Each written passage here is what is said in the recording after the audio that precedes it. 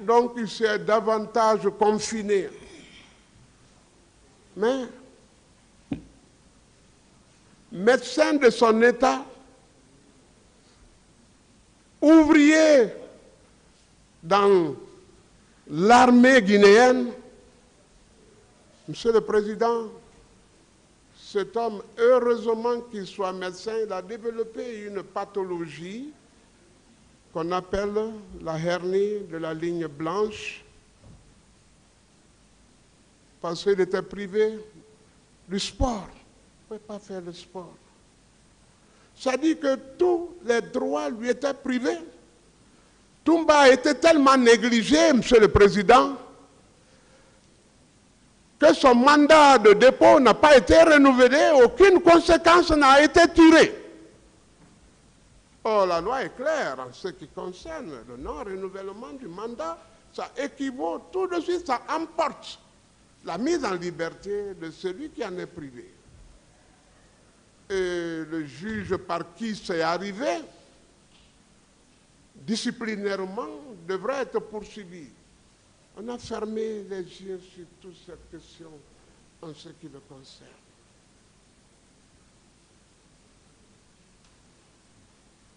Ses droits de visite ont été réduits à son père et à sa sœur.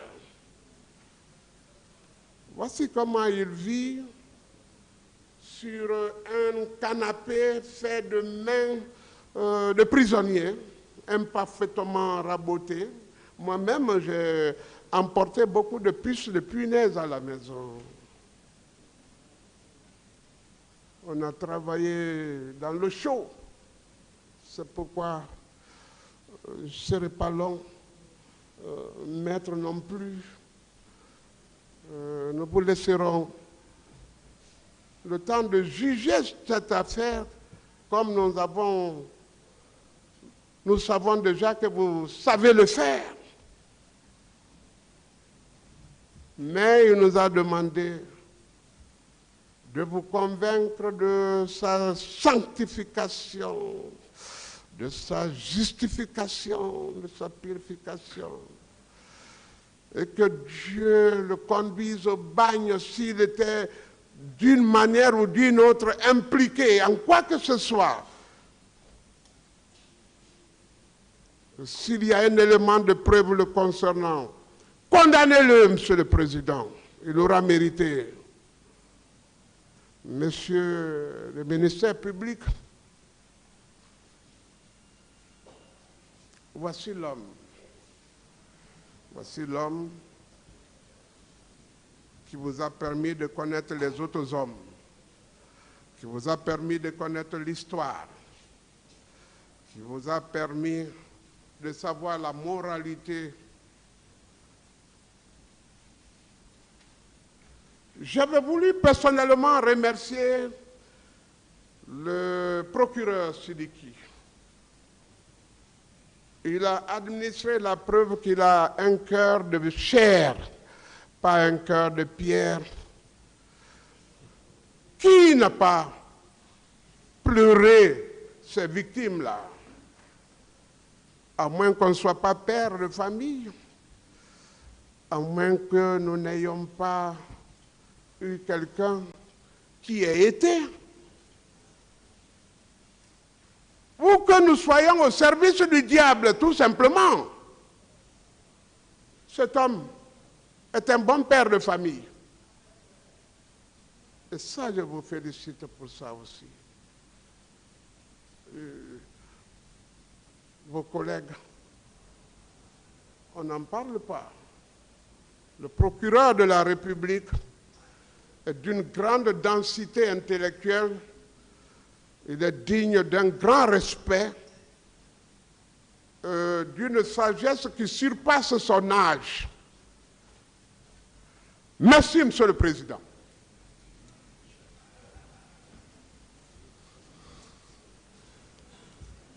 Toujours avec les conseils de M. Boubacar Diakité Edi Toumba. Okay. Maître Lanciné Silla. Merci, Monsieur le Président. Merci, Monsieur le Président. Messieurs les assesseurs. M. Aboubakar Diakité Ditumba et sa défense ne sauraient entamer la présente plaidoirie sans vous adresser leur reconnaissance pour avoir conduit les débats dans ce procès depuis son ouverture le 28 septembre 2022 jusqu'à cette phase des plaidoiries et réquisitions. Certes, comme le disait tantôt Bob, rendre la justice est votre mission, votre vocation. Les chrétiens diront que c'est même votre sacerdoce. Cependant, force est de reconnaître que depuis près de 2 ans, vous conduisez ce procès avec un sens d'écoute extraordinaire, permettant à tous les protagonistes de s'exprimer tant bien que mal avec des incidents gérés bien sûr avec professionnalisme. Voilà que vous êtes encore là depuis le début de ces plaidoiries, en train d'écouter toutes les parties avec une patience extraordinaire. Et vous savez que vous serez là, et encore, pour écouter les éventuelles plaidoiries. Parce qu'un procès de telle envergure l'exige. Vous serez encore là. Et avant de donner la parole en dernier lieu à chacun des accusés pour sa propre défense. C'est bien, après l'observation de ces rituels judiciaires que la loi vous impose, que vous entreprendrez une sentence, un verdict. En attendant cette sentence, ce verdict, l'attitude qui est la vôtre, qui est celle de vos 2 assesseurs, Monsieur le Président, permet de rassurer et de faire espérer toutes les parties à ces procès. Ainsi, en dépit de votre jeunesse,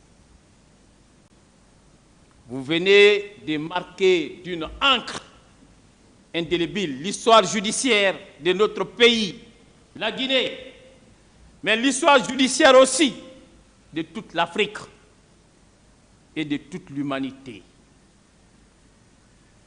pour avoir réussi ce que d'autres pays africains jusque-là ne sont pas parvenus à faire. C'est faisant, vous donnez raison à ceux qui vous ont choisi pour diriger ces procès. Comme quoi, ils ne se sont pas trompés en vous choisissant. Monsieur le Président, n'est-ce pas l'occasion pour moi de dire que vous donnez raison à Pierre Corneille, qui fait dire à Rodrigue dans le CID. Je suis jeune, il est vrai, mais aux âmes bien nées, la valeur n'attend point le nombre des années. Nous souhaitons que vous continuiez sur la même lancée pour que la sentence qui résultera de cette affaire reflète les débats qui ont été menés contradictoirement dans ces prétoires. C'est pourquoi jusque-là, Monsieur le Président, Messieurs les assesseurs, vous méritez amplement la confiance de mon commandant Aboubakar Diakité Ditumba et de toute sa défense. Monsieur le Président, Messieurs les assesseurs, après cette reconnaissance bien méritée, j'introduis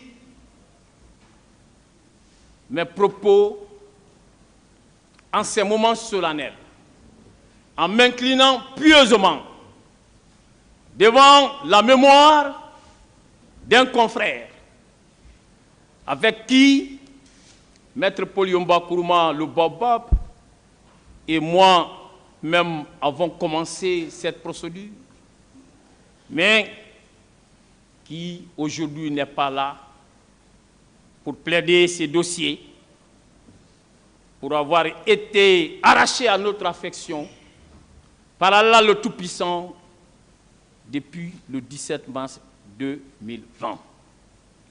Il s'agit d'un confrère talentueux, compétent, très respectueux, une icône de notre barreau qui s'était illustré dans le procès retentissant de l'attaque du domicile du professeur Alpha Condé. Un confrère qui avait un don inégalable, inimitable et envoûtant dans les plaidoiries. Le confrère en question, il s'agit de Maître Aboubakar Sylla.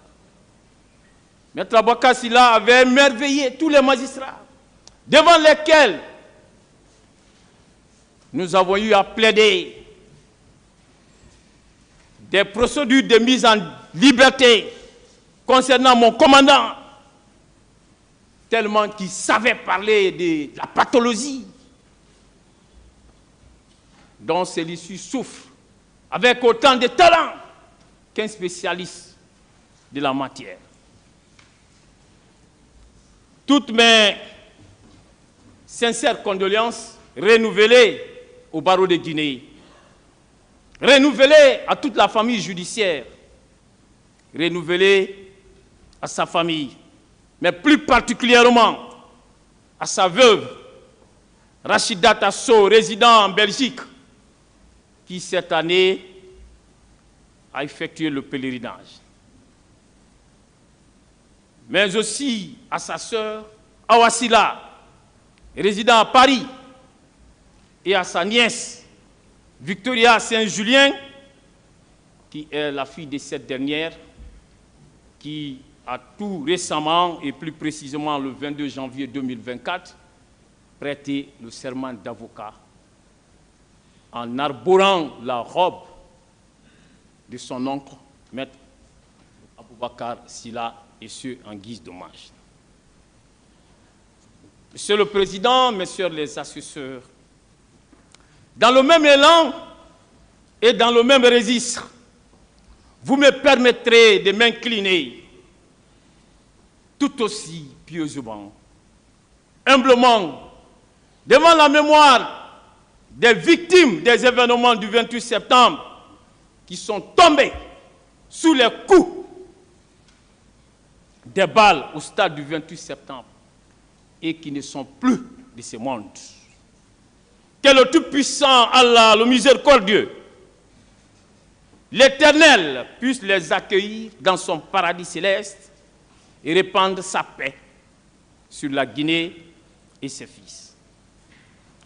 Par la même occasion, Monsieur le Président, j'adresse toutes mes compassions les plus sincères aux autres victimes qui ont survécu à ces événements tragiques que notre pays a connus et qui emportent à jamais les séquelles. Que le Tout-Puissant à la face, que plus jamais la République de Guinée ne revive une telle tragédie.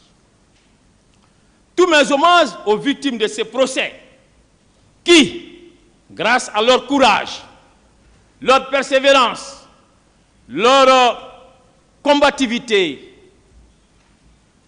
leur détermination, ont réussi, Monsieur le Président, à obtenir l'organisation de ces procès pour que les responsabilités des uns et des autres puissent être situées. Monsieur le Président, si ces valeureuses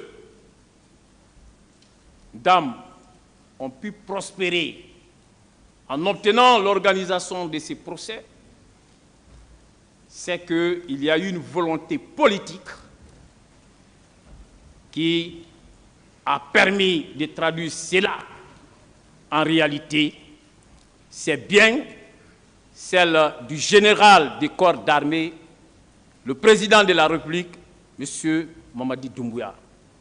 Qu'il en soit vivement remercié. Tous mes hommages à lui, Monsieur le Président. Mais ces remerciements seraient incomplets si je me permettais de passer sous silence, et je ne le ferai pas. Un jeune magistrat, vaillant, dynamique, ministre d'État, ministre de la Justice, garde des Sceaux, d'alors, M. Alphonse Charles Wright, qui a pu traduire en réalité la volonté politique du président de la République à travers l'organisation de ces procès. C'est lui qui a parachevé les travaux de construction de ces joyaux, Monsieur le Président, dont toute l'Afrique entière est fière. Monsieur le Président, Messieurs les assesseurs, je suis convaincu et je reste autant convaincu que les victimes dans ces procès souhaitent obtenir la condamnation.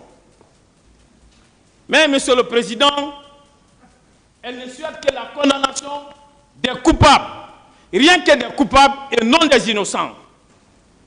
Ce credo, qui est celui des victimes, a en tout temps, en tout lieu, en toutes circonstances, été aussi celui des magistrats siégeant en matière criminelle comme vous.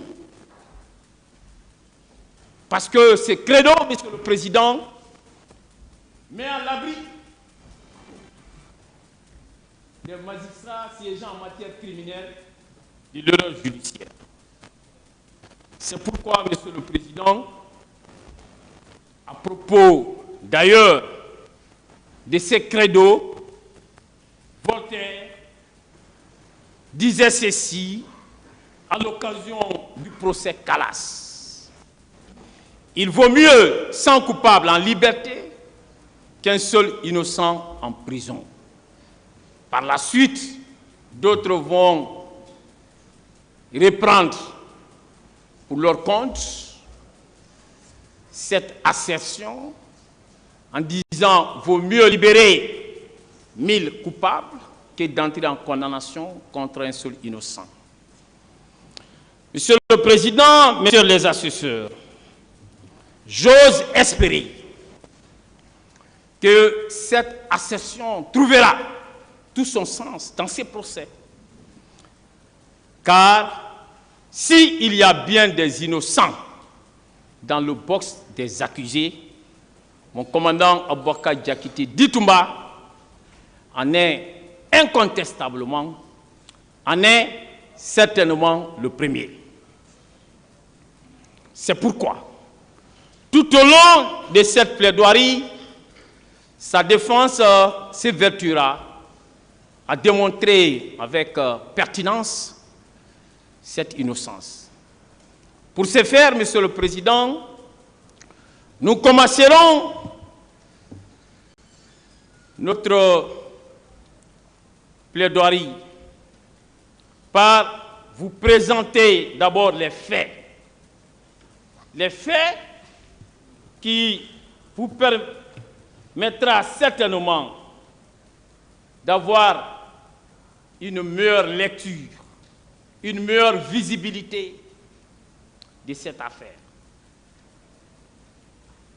Et après donc cet exposé sommaire que nous ferons des faits, Monsieur le Président, nous allons ensuite vous entretenir autour des plaidoiries et réquisitions présentées par le ministère public et les parties civiles, disons, et le ministère public, mais lesquelles plaidoiries sont quelque peu contre nature. Ensuite, nous allons, avec vous, aborder certaines notions qui, depuis l'ouverture de ces procès, qui, depuis que nous sommes en train de plaider, depuis que le ministère public a requis ces notions, on est en train d'en parler, Monsieur le Président.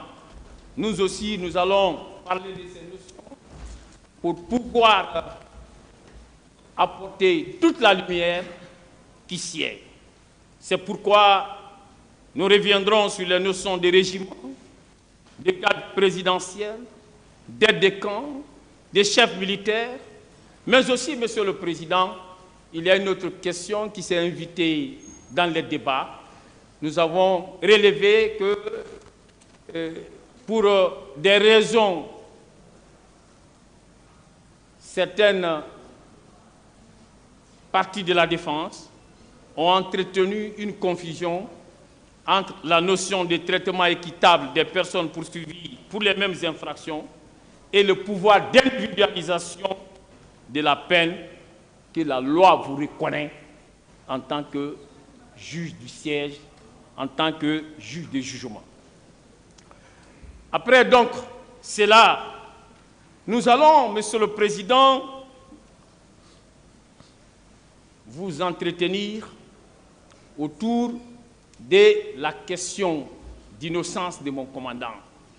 L'innocence de mon commandant, telle qu'elle résulte des débats qui ont été contradictoirement menés ici. Et vous vous rendrez compte qu'à la lumière de ces débats, mon commandant, désormais, est disculpé. Mon commandant, désormais, Monsieur le Président, est innocenté.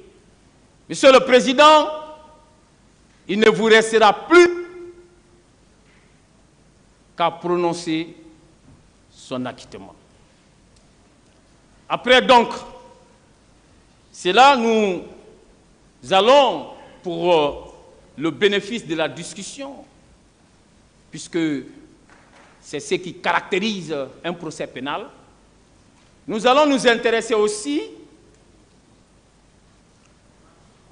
aux éléments proposés par les parties civiles que nous discuterons point par point, comme étant des éléments de preuve, mais qui n'en sont pas du tout un, mais aussi des éléments qui ont été proposés par le ministère public, qui aussi ne constituent pas du tout des éléments de preuve, mais on s'efforcera aussi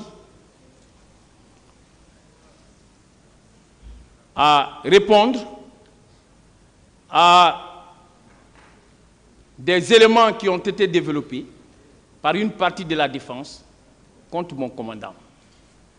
Et nous terminerons, Monsieur le Président, par vous dire que les faits pour lesquels mon commandant est renvoyé, même si ces infractions ont été commises, les dites infractions ne lui sont pas imputables. Donc nous terminerons par la question d'imputabilité. Monsieur le Président, À présent, parlons des faits.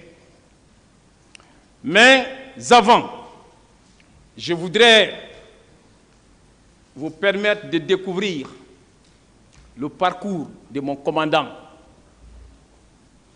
parce qu'il me paraît nécessaire et même indispensable que vous connaissiez celui que vous avez à juger. Mon commandant est un fruit de l'université guinéenne. Il est sorti en 1998, diplômé de la faculté de médecine de l'université Gamal Abdel Nasser de Conakry. Il est de la 3e promotion, Monsieur le Président. Et 2 ans après sa sortie, en 2002, mon commandant, Aboubakar Diakité Ditumba, sera enrôlé dans les forces armées guinéennes et il passera sa formation initiale que les militaires appellent dans leur jargon la commune de base au camp Kemebourama de Kindia. Monsieur le Président, la même année, mon commandant va appartenir à la formation d'un corps d'élite de nos forces armées, une formation assurée par des instituteurs américains, et il fera donc partie du bataillon spécial des Rangers, qui avait sa base à 35 km de Kankan, plus précisément à Soronconi. Monsieur le Président,